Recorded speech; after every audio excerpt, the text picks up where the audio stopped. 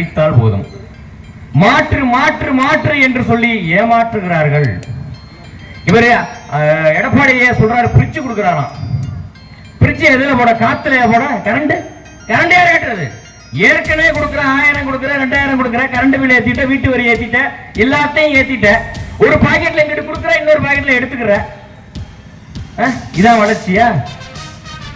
இன்னைக்கு இந்த அரசாங்கங்கள் தொடர்ந்து நம்ம வருங்கால பிள்ளைகளின் தலையில் சுமையை ஏற்றி கொண்டே போகலாம். கடன் வாங்கி உலக வங்கியில கடன் வாங்கி செஞ்சாண்டா யாருக்கு அடைக்கிறது? யாரு?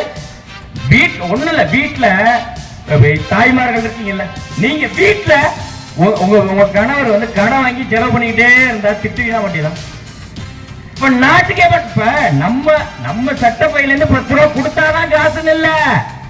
இவன் நம்ம ஒரு தலைக்கு கடன் வாங்குறான், எல்லாம் கடன் வாங்குறோம், நமக்கே தெரியாம கடன் வாங்குறோம், நம்ம தலையில சுமத்தான்.